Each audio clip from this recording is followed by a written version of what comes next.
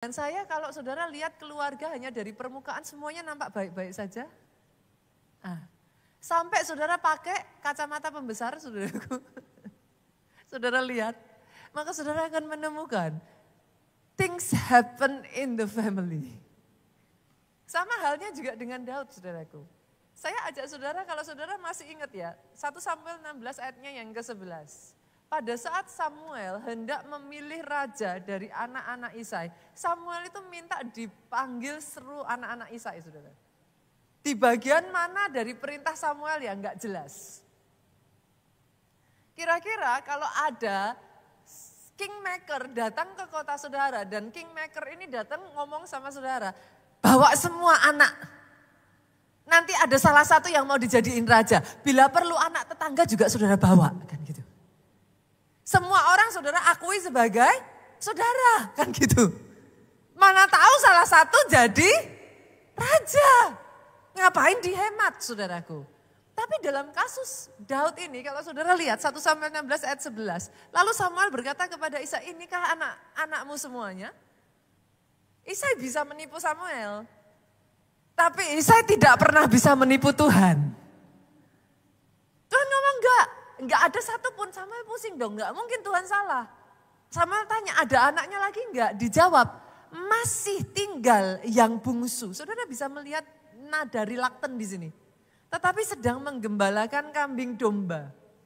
Artinya apa? Ya masih ada, tapi lagi enggak di sini. Gitu. Saudara bisa nangkep yang saya maksudkan?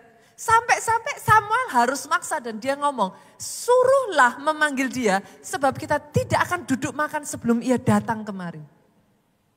Saudara bisa mengerti? Dalam keluarga pernah gak sih saudara ngalami ada aja. Yang lain pokoknya ngerti aja kalau diajak pergi yang lain ada. Tapi somehow tiba giliran saudara, entah gimana caranya gak ngerti, saudara gak dikasih tahu gitu saudara. I don't know sih, ada gak keluarga yang seperti ini? Ada sebagian orang tersenyum saudaraku. Somehow kalau ngumpul, kalau ada acara, yang lain tahu aja.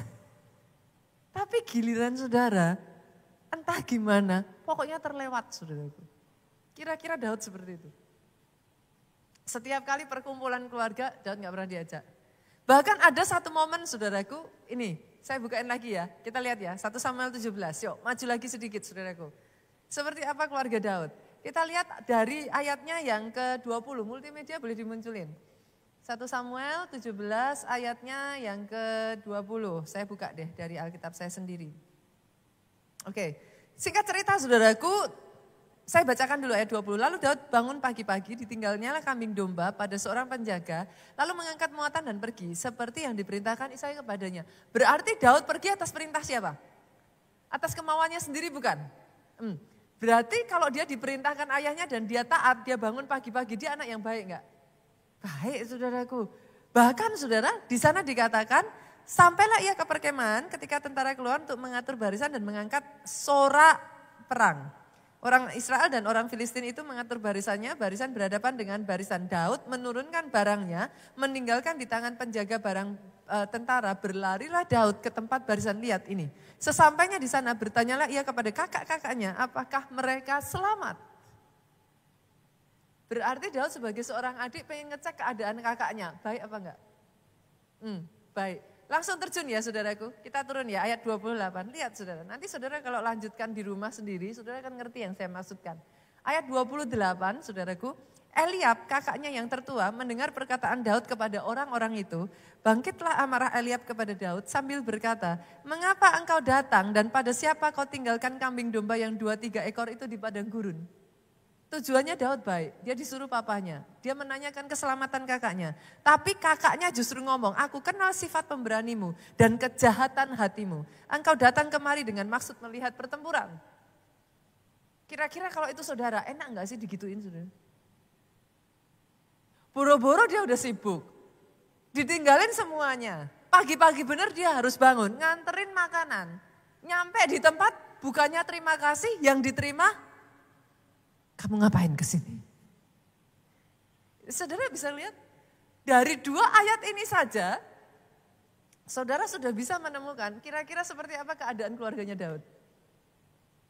Tidak baik-baik saja saudaraku. Tapi hari ini boleh nggak saya ngomong sama saudara? Terlepas dari seperti apa keluargamu, dari mana engkau berasal. Tuhan sanggup pakai setiap dari saudara. Tidak peduli seperti apa latar belakangmu. Oh, saya boleh mendengar kata amin yang paling keras dari tempat ini. Saya berdoa hari ini tidak ada satupun di antara saudara yang membatasi Tuhan memakai engkau. Tidak peduli seperti apa kehidupan Daud, saudaraku, keadaan keluarganya. Ternyata Tuhan bisa pakai Daud. Bahkan saudara, yang amazingnya, ada satu waktu di mana setelah Daud mengalahkan Goliat, dia menikah dengan anak dari Saul, saudara. Dia menjadi menantu raja. Once again, kali ini dikejar-kejar mau dibunuh sama mertuanya, Bu. Sama keluarga ditolak. Sama mertua mau dibunuh, saudara. Dalam nama Yesus gak ada yang keadaannya seperti ini, saudaraku. Kadang-kala kita bertanya ya, why Lord? Tapi saya akan mengajak saudara, saya membawa saudara.